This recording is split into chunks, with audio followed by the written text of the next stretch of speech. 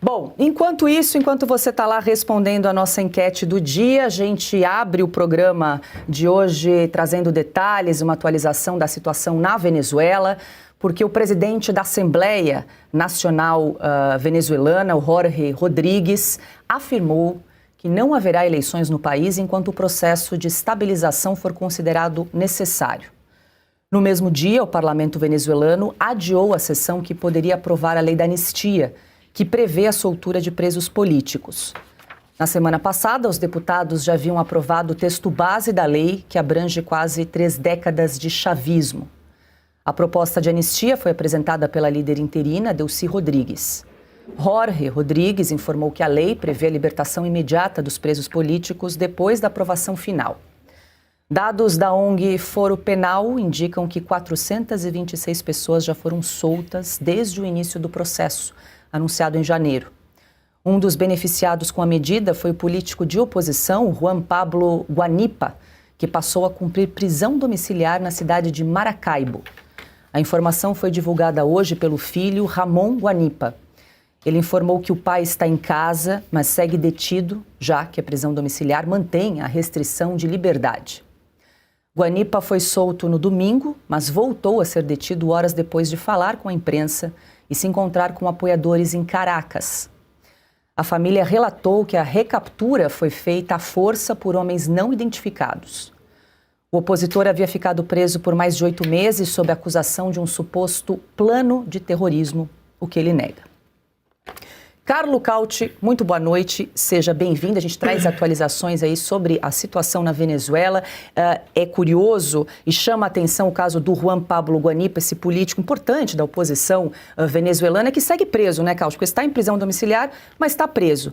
E é curioso porque ele foi libertado no último domingo, detido horas depois de conversar com a imprensa e agora está em prisão domiciliar. O que a gente pode, como é que a gente pode interpretar esse gesto, né, Cauti, nesse momento tão importante, tão delicado pelo qual passa a Venezuela, nesse momento de transição? Boa noite. Boa noite, Paula. Boa noite, mestre Augusto. Boa noite, doutor Marcília. Boa noite ao nosso público. É o medo do regime venezuelano de perder o poder, porque eles sabem que caso na Venezuela se volte a votar de forma livre e auditável, ou seja, com observadores internacionais, o governo, o atual regime, a ditadura que ainda persiste, perderá imediatamente o poder. Agora, eles não têm muito o que fazer, porque a Constituição venezuelana, que eles mesmos aprovaram, que o próprio chavismo aprovou, prevê que em casos como esse, ou seja, de ausência ou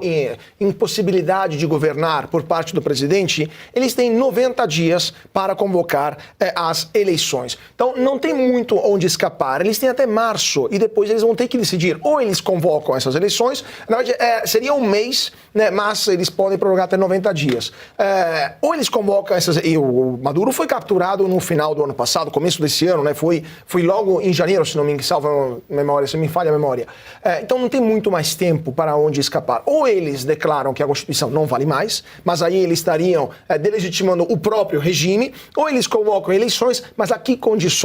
Eleições fraudadas como as últimas, e aí qual será a reação dos Estados Unidos, da comunidade internacional, do próprio Brasil, porque mesmo o Lula, sendo muito amigo dos chavistas, dos maduristas, não reconheceu a vitória de Maduro nas últimas eleições, então nem o Lula reconheceu. Então eles fazem outra fraude, para pegar muito mal, eles estão com medo de ser os próximos a serem capturados pelos americanos, ou eles convocam eleições livres, e aí vão perder completamente o poder. E aí vai começar a caça às bruxas, vai começar a caça aos corruptos, aqueles que se mancharam de graves, maciças, sistemáticas violações de direitos humanos, e é por isso que eles estão desesperados em fazer uma anistia. Porque ou eles fazem uma anistia que cobre desde 99, ou seja, desde que Chávez chegou ao poder a primeira vez, né, e que começaram as brutalidades e as fraudes, os homicídios, as torturas, então ou eles fazem uma anistia desde 99, ou o dia seguinte das eleições livres, com observadores internacionais,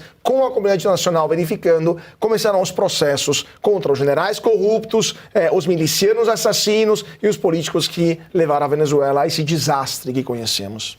Augusto Nunes, boa noite, seja bem-vindo. Ainda na semana passada anunciamos, né, que o parlamento venezuelano havia aprovado, pelo menos em primeiro turno, ali, essa discussão da lei da anistia, e agora essa notícia de que o parlamento adiou, pelo menos por hora, a discussão dessa lei e com mais esse vai e vem aí da prisão de um opositor venezuelano nesse momento. O que a gente pode, que leitura a gente pode fazer desse momento tão delicado, né? Pode haver alguma estagnação agora nesse processo de transição do governo venezuelano, Augusto?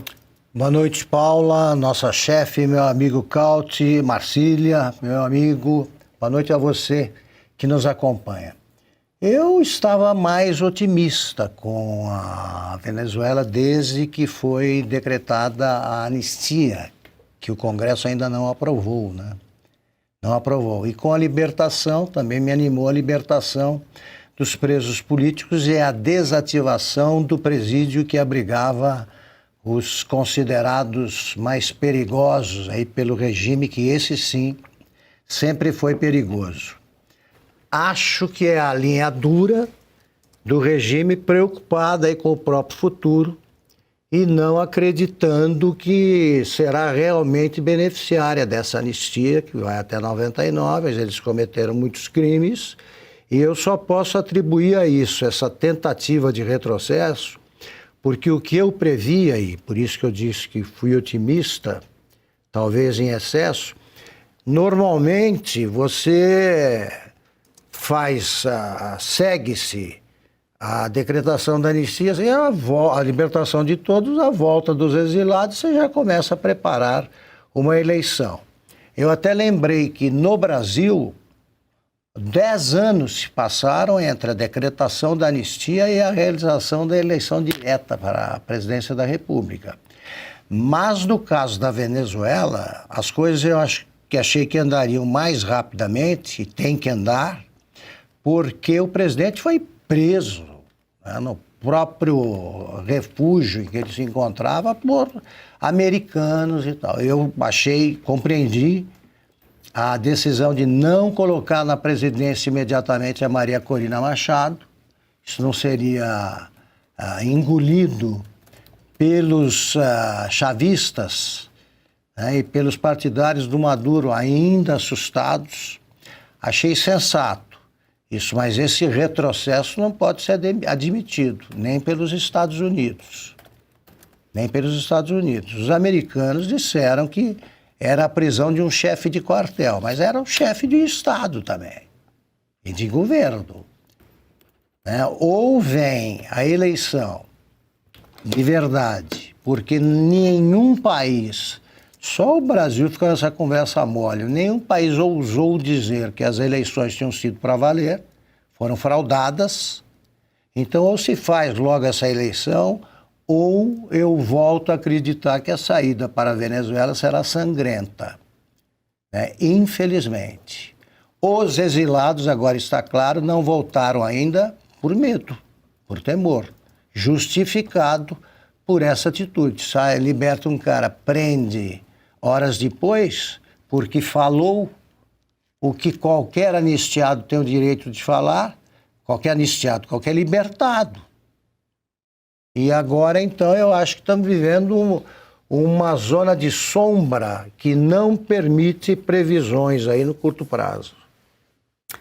O Augusto tocou num ponto, até ia passar para a Ana, mas hoje a Ana está de folga, está em trânsito, amanhã ela retorna conosco, tem gente perguntando no chat. Então, André Marcília, muito boa noite, seja bem-vindo. Ia tocar justamente nesse ponto, como é que os Estados Unidos vão reagir, né, diante dessas ações agora da Venezuela, esse líder, o Juan Pablo Guanipa, que segue em prisão domiciliar, mas segue com restrição de liberdade, esse adiamento, esse vai e vem em relação à lei da anistia. Será que pode haver aí uma nova operação militar na Venezuela em breve, Marcília? Desculpe, Paulo, eu queria acrescentar até para o Marcília comentar.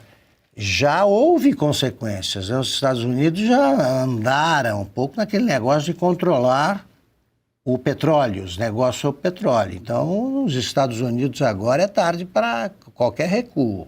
Pois é, pode ter retaliações, enfim. Como é que o governo vai encarar aí esses retrocessos da Venezuela? Boa noite. Boa noite. Boa noite, Paula, Cauti, Augusto, toda a audiência.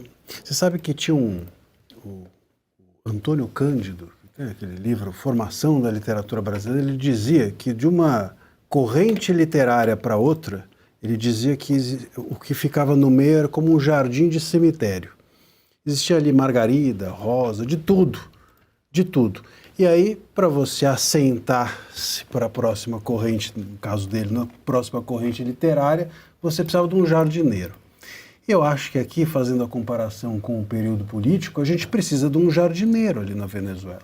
A gente tem rosa, margarida e tem flores podres, e muitas flores podres também ali nesse momento. Então, é preciso alguém segurar o timão, é preciso alguém seguir adiante, e está claro que essa pessoa não poderá, nesse momento, ser, como bem disse aqui o Augusto, a Corina, alguém de dentro. Precisa de alguém de fora. Os Estados Unidos se propuseram a fazer esse papel. Disseram que esse papel seria feito por eles. Essa estabilização se daria pela força exterior ou externa dos Estados Unidos. Pois é a hora justamente disso acontecer. Até porque, nesse momento, se há um receio dos militares, daqueles que cometeram crimes, de uma retaliação, bom, também há receio daqueles, com certeza, de que querem eleições livres, das eleições livres não serem um trampolim para um golpismo futuro. Porque se colocam um governo legítimo, até quanto tempo ele dura? Qual é a estabilidade ou o reconhecimento, a legitimidade que as pessoas no entorno ali do poder propiciarão a esse novo regime? Ou ainda que um regime livre, escolhido pelo povo, etc. Então, quer dizer, nenhuma escolha, boa ou má, parará de pé nesse momento se não tiver um jardineiro. E aí cabe aos Estados Unidos fazer esse papel. Creio que esse papel, o acreditava, e aí eu me filio ao otimismo do Augusto, também acreditei que nós estávamos no início de medidas cada vez mais democráticas dentro da Venezuela.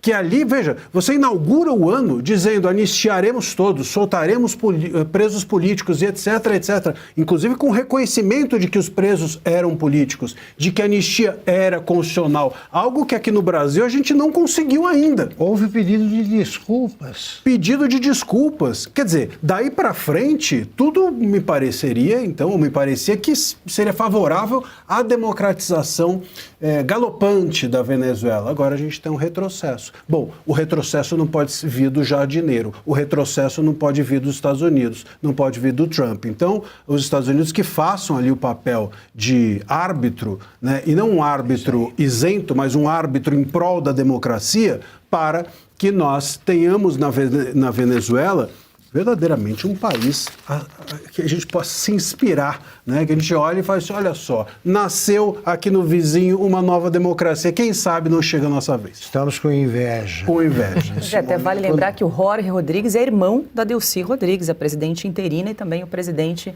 do Congresso, que tomou essa decisão aí de adiar a avaliação, enfim, a votação do projeto de lei da anistia. Cauti, quer complementar antes Foi ele de que seguir? pediu desculpas, então? Foi ele. Mas o ponto é justamente esse, porque isso tudo é tudo verdade. O problema é, a Delcy e o Jorge Rodrigues estão respondendo àquilo que os americanos mandam, ou seja, deixar as empresas petrolíferas americanas atuarem, começar a libertar o prisioneiro político, preparar a anistia e, eventualmente, novas eleições. Mas dentro da Venezuela tem muita gente que não concorda. É a linha dura. Entre outros. Mas, por exemplo, os chefes das milícias ou generais que simplesmente roubaram, ou seja, que cometeram crimes comuns e não políticos e que vão ser processados quando a Venezuela se voltará ao normal, essa turma não está muito feliz de ver uma mudança de regime. Gente com poder ainda. E gente com poder e com armas. E provavelmente eles ainda controlam esses bandos de milicianos que sequestraram o deputado da oposição, porque era uma paisana, etc., justamente para dar um sinal. Não concordamos com esta abertura. E provavelmente esta foi a razão pela qual o Jorge Rodrigues disse, não teremos eleições até a estabilização. Mas é muito provável que aquilo que o Augusto estava falando, o desfecho disso tudo será sangrento, uma guerra civil dentro do madurismo, dentro do chavismo, entre quem quer a abertura ou é obrigado à abertura, porque senão os americanos vão lá e capturam também a Delcy Rodrigues e todo mundo, e quem, os generais, os milicianos que não querem a abertura, vão se opor a armas em punho, né?